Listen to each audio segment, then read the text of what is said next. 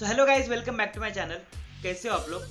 तो गाइज कल रात को मैं यूट्यूब पे एक वीडियो देख रहा था संदीप महेश्वरी जी का, जिनको मैं बहुत फॉलो करता हूँ, जिनकी मैं बहुत रिस्पेक्ट करता हूँ। तो उन्होंने एक वीडियो किया था कोरोना का डर, तो उसकी एक क्लिप मैं आपको दिखाना चाहता हूँ। ये देखिए। करंट सिचुएशन ये है कि नियर अबाउट 2 लाख केसेस हो चुके हैं इंडिया में, करीब करीब 5,800 डेथ्स हो चुकी हैं, 40 लाख टेस्ट हो गए हैं। और ये सबसे इंपॉर्टेंट है समझना हमको कि इस टेस्ट का क्या रोल है, जो भी हमारा डर है उससे उसका क्या कनेक्शन है। तो अगर मैं किसी से भी पूछूंगा कि भाई आप क्यों डरे हुए हो, वो कहेंगे कि इसमें डेथ रेट बहुत ज्यादा है। मैं कहूंगा कितना ज्यादा है, तो वो कहेंगे 2 लाख में से 5800 की डेथ हो गई है। तो दैट मीन्स कितना हो गया डेथ रेट? नियर अबाउट 3% हो गया। 3% का मतलब कि 100 लोगों को होता है, उसमें से 3 की डेथ हो जाती है। क्या ये सच है? पहले इसको समझने की कोशिश करते हैं कि 3% ये कितना है। टेस्ट कितने हुए? अभी तक 40 लाख हुए हैं। और अगर किसी को देखना है कि कितने टेस्ट हुए हैं, कितने हो रहे हैं डेली बेसिस पे, तो एक वेबसाइट है worldometers.info, वहां पर जाकर के आप देख सकते हो कि डेली बेसिस पे कितने टेस्ट बढ़ रहे हैं, किस किस कंट्री में कितने कितने हैं, वो सब आ जाएगा उसके अंदर। एक्चुअल में अगर आप मेरे स्टैंड पॉइंट से देखोगे तो डरने की कोई जरूरत ही नहीं है, क्योंकि जो डेथ रेट है वो बहुत ही कम है, तो हम डर क्यों रहे हैं? तो इस वीडियो के थ्रू मैं अपनी एक हम्बल रिकमेंडेशन देना चाहूंगा गवर्नमेंट ऑफ इंडिया को, या जो भी लोग एक पर्टिकुलर पोजीशन पे हैं उन लोगों को, कि हमको टेस्ट कम करने हैं, टेस्ट बढ़ाने नहीं है। अभी हम गलती क्या कर रहे हैं? टेस्ट बढ़ाते चले जा रहे हैं, जिसकी वजह से केसेस बढ़ते चले जा रहे हैं, जिसकी वजह से डर बढ़ता चला। तो गाइस देखा आपने, इस वीडियो में संदीप सर कह रहे हैं कि आपको कोरोना से डरना नहीं चाहिए। तो बिल्कुल सही कह रहे हैं, मैं भी उनसे सहमत हूँ, क्योंकि हमें कोरोना से डरना नहीं चाहिए, हमें प्रिकॉशंस लेने चाहिए। जैसे कि हमें सोशल डिस्टेंसिंग मेंटेन करनी है, हमें मास्क का यूज करना है, हमें टाइम टू टाइम अपने हैंड वॉश करना है, हमें सैनिटाइजर का यूज करना है, मतलब ये सारी चीजें करनी है। हमें कोरोना से डरना नहीं है। लेकिन दोस्तों, उन्होंने जो अपनी दूसरी बात कही कि हमें टेस्ट कम करवानी चाहिए, तो इस बात से मैं थोड़ा असहमत हूँ। तो आप लोग कहोगे यार संदीप महेश्वरी इतने बड़े आदमी, लोग उनको मतलब रिगरसली फॉलो करते हैं, और तू ठहरा उनके सामने नथिंग, तो हम तेरी बात क्यों माने? तो दोस्तों, मैं इस वीडियो में आपको वही फैक्ट्स और डेटा, मतलब जो भी मुझे मिला है और जो मेरा पॉइंट ऑफ व्यू है वो रखने वाला हूँ आपके सामने। मैं ये नहीं कह रहा हूँ कि वो गलत है, लेकिन मेरे पास जो मतलब कुछ फैक्ट्स है, डेटा है, जो मैंने सर्च किया हुआ है, जो मुझे पता है, जो मेरा पॉइंट ऑफ व्यू है, मैं आपके सामने रखने वाला हूँ। तो लाइक या डिसलाइक करने से पहले ये पूरा वीडियो एंड तक देखिए। So let's get started.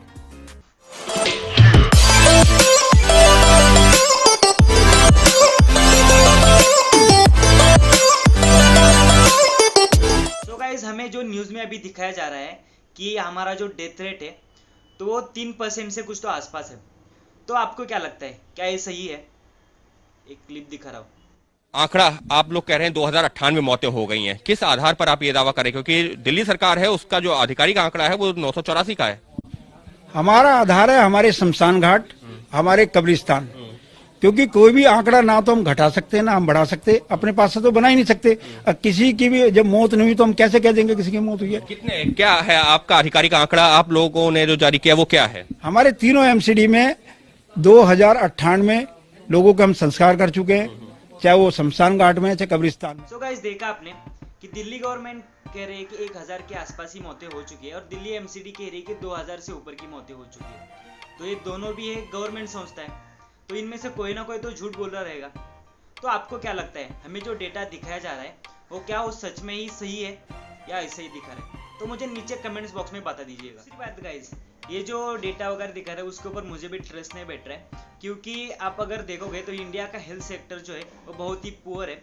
अगर आप देखोगे तो वर्ल्ड वाइड रैंकिंग में इंडिया का अपना हेल्थ सेक्टर का रैंक 129 पे आता है। 129 स्लाइड दिखा रहा हूँ, ट्रस्ट नहीं बैठ रहा है। और बाकी देश जिनका हेल्थ सेक्टर के हिसाब से रैंक मतलब टॉप 10 में आता है, उनके यहाँ पे डेथ रेट मतलब 8, 9, 12%, मतलब इतना है। तो आपको क्या लगता है? उसका भी एक रिपोर्ट दिखा रहा हूँ आपको।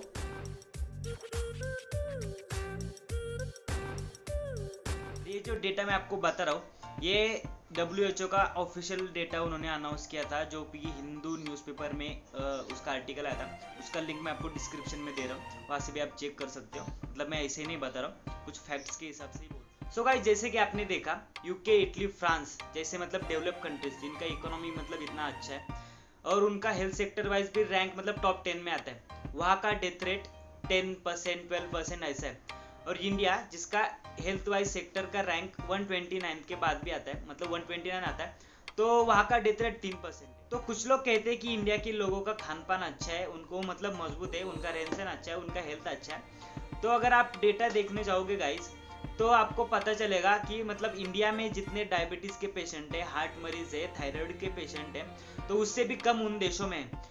इतनी अच्छी हेल्थ फैसिलिटीज़ होने के बाद भी अगर वहाँ का डेथ रेट 10% 12% तक है, तो इंडिया मतलब इतना उसका रैंक 100 के नीचे होने के बाद भी यहाँ का डेथ रेट 3% कैसे हो सकता है। सो गाइज, अब बात करते हैं टेस्टिंग कम करने की। तो मैं आपको कुछ रिपोर्ट्स दिखाता हूँ, तो आप उससे खुद ही समझ जाओगे। चलो सो गाइज, मैं अभी आपको उसी वेबसाइट पे लेके आया हूँ जिसकी बात संदीप सर ने कही थी, worldometers.info। तो यहाँ पे आपको सब मिलता है, मतलब कोरोना वायरस के अभी एक्टिव केसेस कितने, डेथ्स कितने हुए हैं और किस देश ने कितने टेस्ट्स करवाए हैं। तो इसमें आप देख सकते हो इंडिया, जो कि इसकी पॉपुलेशन मतलब 138 करोड़ के आसपास है, तो वहाँ पे अभी तक 10 लाख मतलब टेस्ट करवाए हैं, और जहाँ पे डेथ टोल मतलब 19,700 हुआ है।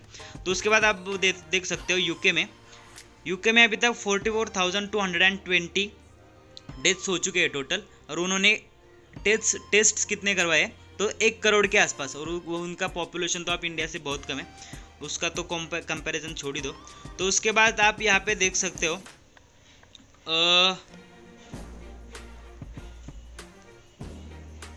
सिंगापुर। तो सिंगापुर में अभी तक मतलब 8 लाख के आसपास अपने टेस्ट करवाए, और वहाँ पे देखो आप डेथ्स देख सकते हो 26, मतलब 26 डेथ्स होने के बाद भी सिंगापुर ने अभी तक 8 लाख तक मतलब टेस्ट करवाए हैं। तो अगर मैं अभी आपको ऑस्ट्रेलिया की दिखाता हूँ, ऑस्ट्रेलिया में अभी तक 137 ही डेथ्स हो चुके हैं। उनकी पॉपुलेशन ओनली 25 करोड़ से, मतलब इंडिया से बहुत कम, लेकिन उन्होंने अपने यहाँ पे टेस्ट देखो कितने करवाए हैं, 27 लैक्स, मतलब इंडिया से बहुत, मतलब इंडिया में अभी तक 10 लाख है, मतलब डबल से भी ज़्यादा किए टेस्ट। तो आप देख सकते हो, इस वेबसाइट का लिंक मैं आपको डिस्क्रिप्शन में दे दूंगा, जिससे कि आप वहाँ पे जाके टोटल मतलब डिटेल में देख सकते हो।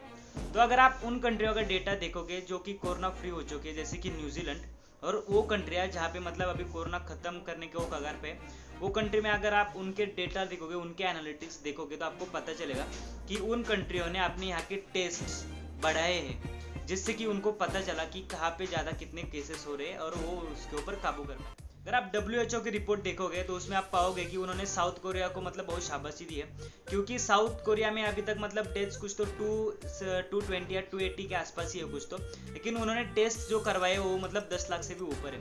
तो आप सोच सकते हो, और उनका पॉपुलेशन तो इंडिया के साथ कुछ कंपेरिजन ही नहीं है। तो आप देखो, मतलब अभी हम लोग को जो भी दूसरा कंट्रीज कर रहे हैं और इंडिया जो कर रही है, तो हमें अभी अपने टेस्ट बढ़वाने चाहिए या कम करवाने चाहिए, आपको क्या लगता है? और हमारा जो सुप्रीम कोर्ट है वो भी इसके बारे में हमको बता रहे हैं, उसका भी आपको क्लिप दिखा रहा हूँ, ये देखो। अदालत ने दिल्ली में टेस्ट की संख्या में कमी पर भी सवाल उठाए। अदालत ने कहा कि टेस्ट कम करना समस्या का समाधान नहीं है। अदालत ने टेस्ट बढ़ाने के लिए कदम उठाने जैसे कि सुप्रीम कोर्ट कह रहा है कि हमें टेस्ट बढ़वाने चाहिए, तो मुझे भी ऐसा ही लगता है कि हमें जो देश में जो टेस्टिंग हो रही है उसका मतलब जो स्पीड है वो बढ़वाना चाहिए, और जिससे कि हमें पता चल सके कि कौन से एरिया में कितने लोग प्रभावित हो चुके हैं, और हम मतलब दूसरे एरिया में वैसे प्रिकॉशनरी मेजर्स ले सकेंगे। तो गाइस, कोरोना पैंडेमिक अभी तक खत्म नहीं हुआ है, क्योंकि केसेस दिन ब दिन बढ़ते जा रहे हैं। सो आपकी सुरक्षा आपके हाथों में।